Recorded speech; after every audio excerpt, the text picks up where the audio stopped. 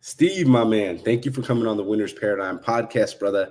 It was awesome meeting you through Instagram and being familiar with the same people, and having that great community. So I wanted to take time because I see you're a fucking badass, brother, and turn it to you, let everyone know who you are, what you're passionate about today, brother. Yeah, man. Thanks. I appreciate you having me on, bro. I'm definitely pumped to be here. But yeah, I'm Steve Hochman, and dude, my story is a long story, bro. So like asking me that is it's kind of a loaded question, but like I'll try to sum it up real quick. Started off with a lot of issues, just like a lot of people did as a kid. High school, I was living in a car. I played football for a few years, became an All-American, got a full scholarship to University of Miami. I'm a master at getting to the top and then falling down. I'm a pro at getting there, but not staying there. That's how I used to be. So I got to Miami, didn't have the greatest attitude, messed up my knee, but it was more my attitude. Transferred to another school, got to the top again, attitude, fell down. Became homeless again for the second time, married a fucking stripper for a minute, like everything, man. And then this kid came up to me in like 1998, man. Kid came up to me and said, I'll pay you $100 if I could work out with you for a week. And at the time, I was just shredded. I had been 287 pounds, fat, depressed. I got done with football. I just figured out how to get shredded. He noticed and he paid me. And I was like, damn, I think I could be a trainer. Well, I was homeless like before that. And then 2 years later, I had a 7-figure personal training studio. And I kind of changed the industry. The reason why I have to explain who I am is because I fell down. So, or else if I stayed on that path, everyone would know who I was. So, as a trainer, I was one of the first trainers to start using auto debit instead of doing these packages and running it like a real business. I was one of the first trainers to do group training instead of one-on-one training. And I just kind of got online about 12 years ago and I just started talking about it. And it grew super fast and I became known worldwide. And a guy named Bedros heard about me and wanted to make a franchise. Because at the time, I had six-figure indoor boot camps. Everyone was doing them at the park back then. And they were doing these 6-week boot camps. I just did auto debit, like a membership. So I partnered with him. I took my business model that I created, and we built the biggest fitness boot camp franchise in the world called Fit Body Boot Camp. I got really popular about 12 years ago, and my head just wasn't ready for it, man. Like, I was just like, I grew too fast. And my ego grew too fast. And I just kind of went crazy. I was in a shitty marriage at the time and just losing my mind. And I sold my half of the company. And I got offline for 10 years, bro. 10 years. I just started opening up. I opened up 6 more boot camps of my own, like big, like 7-figure boot camps. And I just kind of did my own thing, man. And then about 5 months ago, I really just realized that the only thing that keeps me on track is to just really dedicate my life to giving value to people. Because when my purpose is to give the most value, then I have to come as the best version of myself, like we were talking about, in all ways, like every way you can imagine. Even like last night, I was having like this stupid, like it was just a minor argument with my wife. And I was just like, okay, this is about me and my ego, but how can I give the solution to everybody else? So if it's about me, I'm trying to win the argument. I'm going to win this argument. But when I remove myself, because I'm the problem, and I made it about giving value to others, I'm like, well, how do I solve this in the coolest way? How do I shift gears and just put my ego aside and just solve this? And then talk about how I solved it. And so that's just been my you asked what my mission was. That's it, man. Is to just be the best version of myself so I can give the most value. And it's like this beautiful circle that just makes my life better. Like I need to help people. And when I do that, everything works out. Hell yeah, brother. I love the way that you said that. And that's something I went through as well. I had a partnership with the dude, Zach Babcock, who's big out there in podcasting. And I worked for him for about 1.5 years, almost 2 years. And then we started a partnership together. And I wasn't ready for it. I quit my job to fucking go fully in this business. I didn't even tell my wife. My wife was sitting right there. And I was just like, let's fucking do it. My wife looks at me and I'm like, you ain't gonna be complaining when the money's here. But the thing is, the money never went there. You know, I didn't make shit working with that guy, even though he's in 7 figures. So it was something for me where it was the ego was rising up as I started putting in the work, you know, and now thinking back on it, extremely fucking grateful because he was the guy that got me started on the journey and got me started, you know, with my podcast and starting a business and taking the tools and being like, hey, bro, you do sales. Like, you're good at what you fucking do. So it was the start, even though it fucking crumbled, you know, and I didn't make any money. My wife's about to leave me. And then it went into, you know, understanding that, hey, you know, we have all the tools. We just got to put it together. So I love the way that you said that because I was the same way. You know, I was in the Marine Corps. I was my own boss at 19, fucking running shit.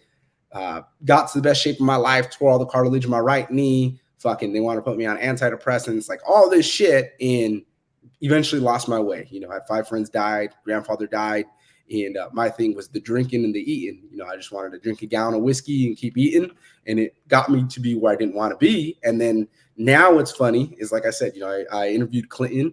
And the first fucking thing me and this dude are talking about is, hey, bro, you got to get shredded. And he's like, hey, you look good from the old pictures I've seen of you. And he's like, you've been doing it. What does your diet look like? Like, let's do this. So that's what I thought was fucking crazy was when I first started, you know, it wasn't having the conversations about your fitness and how you're showing up as that best version of yourself versus now, you know, in rooms like we're in, that's the first thing everybody talks about, you know, is you got to be shredded. You got to be able to have that mindset, teach it. And that's what people are going to love about you is the way you bring it up. And that's a prime example, you know, when you're talking about that first client that you got and he's like, I'll pay you $100 a month because he's seen obviously the work you're doing, brother. So for you, how important is it to have your nutrition, your fitness dialed in, but more importantly, leading by example and showing other people that it's the way that we carry ourselves, we take care of ourselves is why you ultimately want to do business with us? Yeah, man. You see, the thing is for me, so right, I'll be 50 next year, bro. So like I've been around for a while and I'm leaner than most people. But I was really fat, right? So like I was almost 300 pounds about 25 years ago. And most people they go up and down. They haven't been shredded for 25 years, like a quarter of a century. Like I've never done anything as long as I've done this. And I'm telling you right now, like the whole fucking secret to that, like the mindset side of it is to not do it to be lean. Like that's the worst thing. I hate when people come to me and they're like want to get ready for a wedding or something. I'm like, I don't even want to work with them. Like I could get them ready, but it's like the whole point is stupid because you're going to be this, you're not learning anything. You're not changing anything. You're not becoming anyone different. You're just doing something for a minute so that you could look fake a certain way that you're not, and then go right back to where you were. Like, why would you even want to do that? Like, I wouldn't even want to look at the pictures of myself knowing I don't even look like that anymore. Like, I'd rather just be fat at my wedding if I'm going to stay fat, right? But so the whole thing for me is it's just about the person that you are. So if I see someone that's overweight, I just see someone that's undisciplined, right? So it's for me, what I've done is I've tied being lean to things that have nothing to do with me. So like, for instance, if you're a parent and you tell your kids anything like, hey, you need to get off your iPad and study, but then your kids know that you want and need to get leaner and healthier, but you reach for that donut. How are you going to tell your kids to do anything when you're not doing it?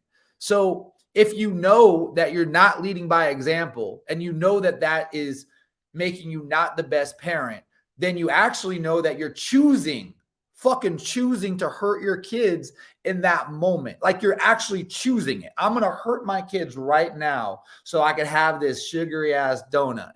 And like, why would you ever do that? And so many parents, they go, oh, my kids are the most important thing in the world to me. I live for my kids. And then they go and they like eat food that they know they're not supposed to eat and then try to be a role model for their kids.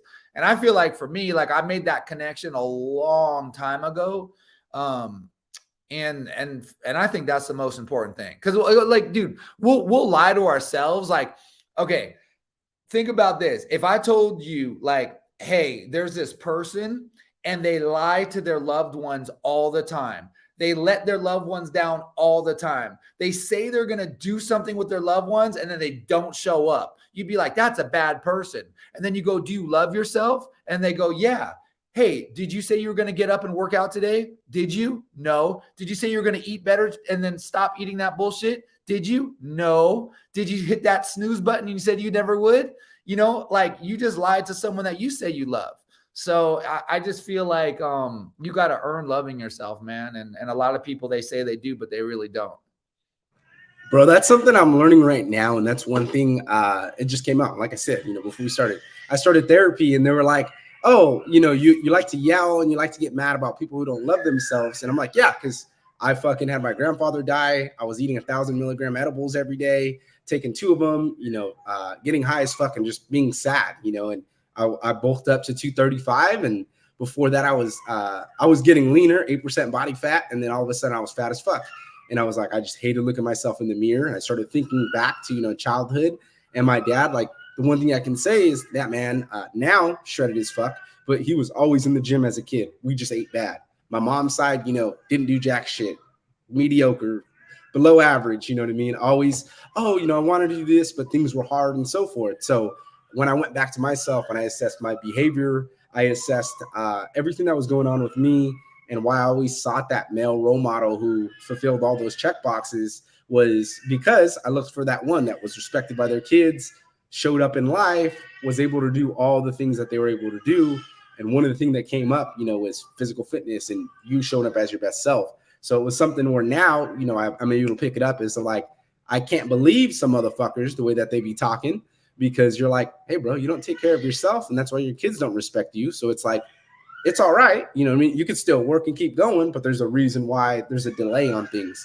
And that's where, when I started piecing together my life, started getting leaner, and now doing the same thing you are. I'm thinking about it as one of my guys was telling me, he was just like, hey, bro, you don't drink anymore. He's like, what's your excuse to not be lean as fuck and not be shredded? Like, there's no fucking excuse. The excuse before was all these fucking things, but you eliminated that. So now it's just you not doing the work. So I started realizing that. Like I said, I get up at 3:05, 3:30, hit the gym. That way I'm good for the beginning of the day to take care of the kids. This one's all playing. So it's the small things that go into it. And I didn't realize that initially. So I love that you said that, brother. And let's talk about that. So when you were developing, going through all these things, like you said, marriage was tough, and you were always getting to the top and then falling and not really knowing your way. What was one of the things that allowed you to be able to build yourself up so you're able to say that, hey, I'm that man I admire. I'm finally able to get to this point of having that gratitude and admiring myself first? Yeah. Well, I mean, it happened in a lot of little increments. It wasn't like one day it just happened, but like even being in a bad marriage, like I was in a 16-year marriage that was pretty shitty, and I cheated on my wife all the time. Like I thought I was just stuck in this marriage because I had some kids. I thought like if you leave, you're going to hurt your kids. And so you got to stay. And I was like, well, I was miserable and she's not really that into me. Like, not really, like, it doesn't even seem like she's in love with me anymore. So, well, I'm just going to have these other relationships on the side and I'm just going to be this dad because I thought that like, if I was there, like married, then somehow that would be good for the kids. But what I didn't even realize at the time is that staying for the kids is the dumbest thing you could do, because all you're giving them is a blueprint for a bad marriage. And you're really just like giving them an example of how low that they should be setting the bar for what they should expect in life. And, I actually got caught cheating for the last time. And she had, this is like 8 years ago. And she kicked me out. And it was the greatest thing ever because I was just too much of a pussy to just leave, because I don't know if I was too much of a pussy to leave, but I thought that I thought that wasn't an option. Like I didn't understand. I thought I was like going to be hurting my kids to leave. And then what I found is like, with my wife now that I've been with for 8 years, is that like my kids love their stepmom, and they have the example and the blueprint of how to be in such a healthy, happy, loving household, how what to aspire to in their relationships. And now their bar is set so high, man. They're so picky now. And the choices they make are really cool. Like my older daughter's boyfriend, I mean, like me and him are almost best friends. I mean, honestly, like Like he does my video editing. I mean, we hang out. Like she just makes like amazing choices because she has that that example now. And so I think it really clicked for me a few years ago of just going up and down, where I just really realized that for me, when I dedicate my life to giving value to people, when I just dedicate that, okay, the way I think about it is like this: like we all want to make money, and I do pretty well, and there's nothing wrong with making money and having money goals. And I believe me, I have big money goals, but I think of it like this. Let's say you were standing next to a billionaire. Let's say this guy got rich on crypto and made $1 billion, right? But let's say he only helped 3 people. And let's say we all had a digital number above our head of how many lives we've impacted in a positive way. So let's say his number is a 3 above his head. And let's say my number is like 200,000 above my head, right? And we're walking down the street and you see a Mr. number 3 and Mr. number 200,000. Who's more valuable? Like who do you want to be? Which guy do you want to be at the end of the day? I want 1 million over my head, 1 million people that I've helped. And I just feel like, I don't know, that to me, that just seems like the best purpose. But the only way to make that happen, bro, I just have to be the best version of myself in every single way, like all the ways. The other day, it was my wife's birthday and we went to some fancy restaurant. And I guess like apparently the bread there was supposed to be the most amazing bread on the face of this earth. And, I know so much about nutrition, bro. I could absolutely eat that bread and it won't affect me. But I didn't eat the bread. I didn't eat it, not for me, because I coach people. And I would rather be able to say to the people that I coach, I didn't eat that bread and I got a 6-pack. And I didn't do it because I don't do those things. I just don't do that. And so if it was just all about me, I would have eaten it. And there's a lot of things I would do if it's just about me, right? You know what I mean? So for me, that was the biggest epiphany, paradigm shift, right? The winner's paradigm is that if I make everything about others, I'll actually improve myself more than I would ever do it if it was about myself.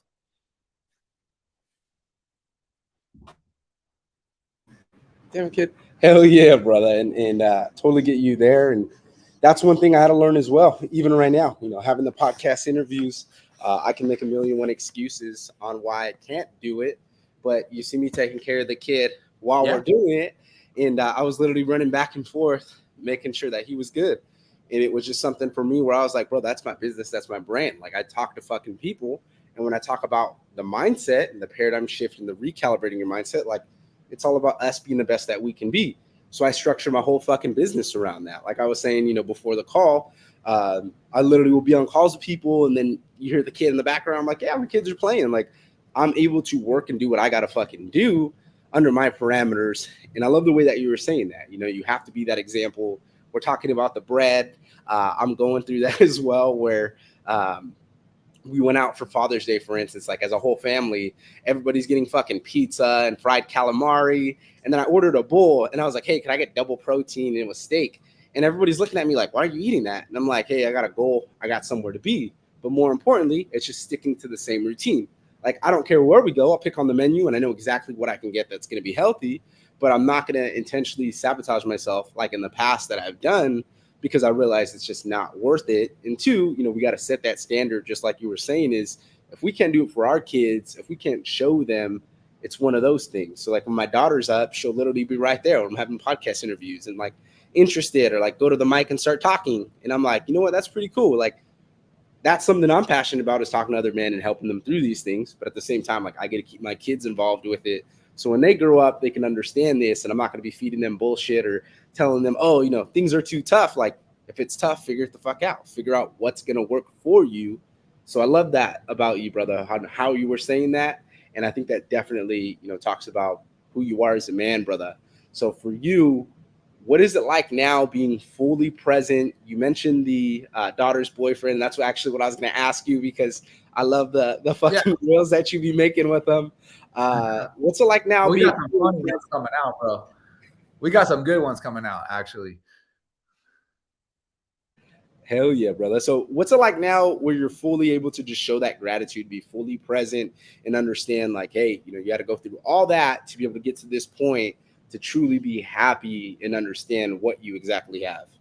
I mean, don't get me wrong, man. I don't want to paint the picture like my life is just like all this perfect, like, everything's great and I'm just present in the moment. That is not the fucking case, bro. I'm not gonna like bullshit. So okay, like happiness and being in the moment. Like what is even happiness, right? So this is what I believe, and this is what I know, and this is also what I struggle with the most. I believe that being happy is a decision that you make several times a day to be grateful for what you have, right? So just like, because the most crazy mind fuck is that we think happiness is this destination that you're going to get to. And so we're like, when I have this house, I'll be happy. When I have this family, I'll be happy. When I have this money, when my business hits this goal, I'll be happy. When I'm lean, I'll be happy.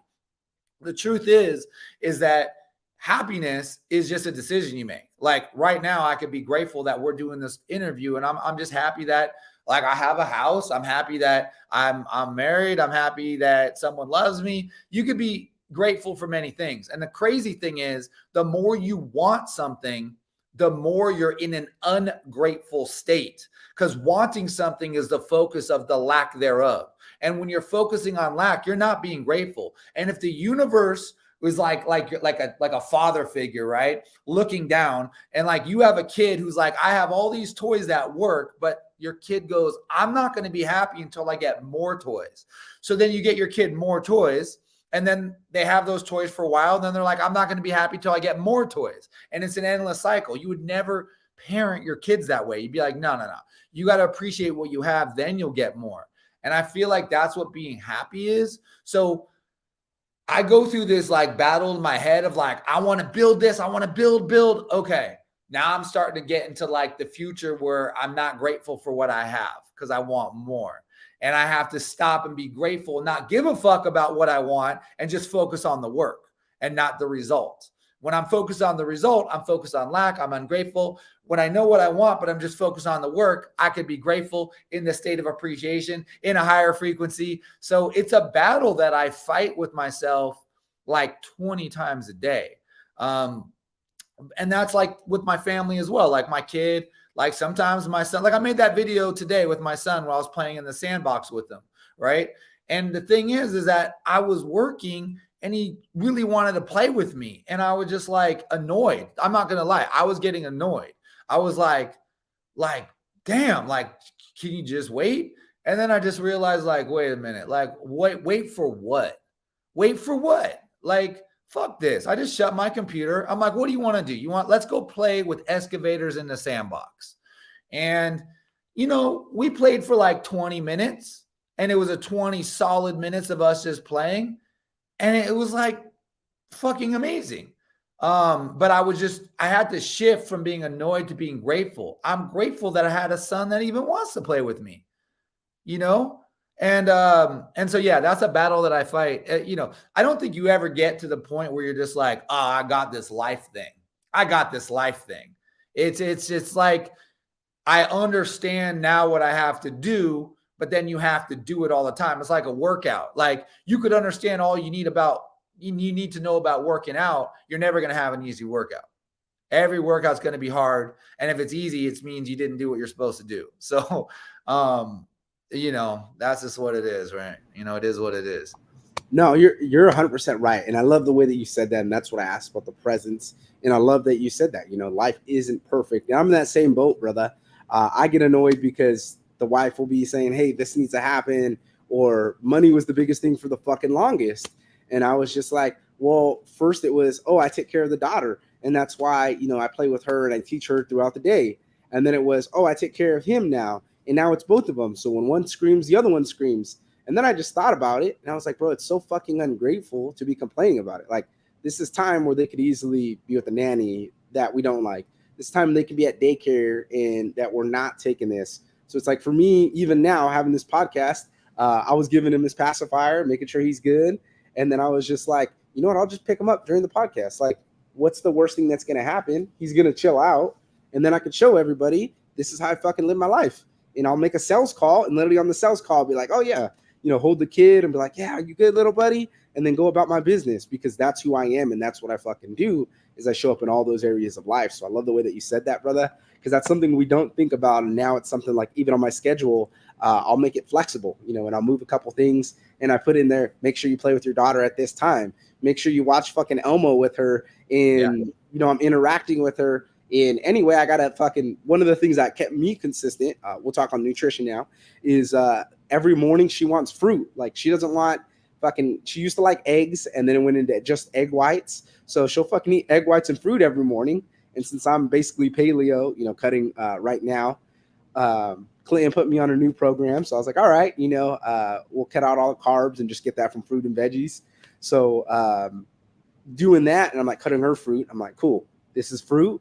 Boom. Okay, well, I need to eat my shit since I'm keeping my daughter accountable. So it was funny, because it was like my problem of not being accountable was just making excuses or being like, oh, I can have something else. I can fucking wait. So it was something where I was able to be like, hey, every morning I got to fucking cut my daughter fruit. So why don't I just package my shit as well at the same time? Oh, I got to make her chicken for lunch. Well, it looks like I'm eating chicken and salmon for lunch. And it was like all these small things that compiled. And eventually I realized was, hey, we do more than what we think we can. So I really love that of what you said, brother. And I'll wrap it up with this. What would you say to the previous version of ourselves who was looking to recalibrate our mindset, but we didn't know where to start? We just wanted to align ourselves to our definition of success. I would tell the previous version of myself that the more people you help get what they want, the more you get what you want. And that was a Zig Ziglar quote that I heard a long time ago.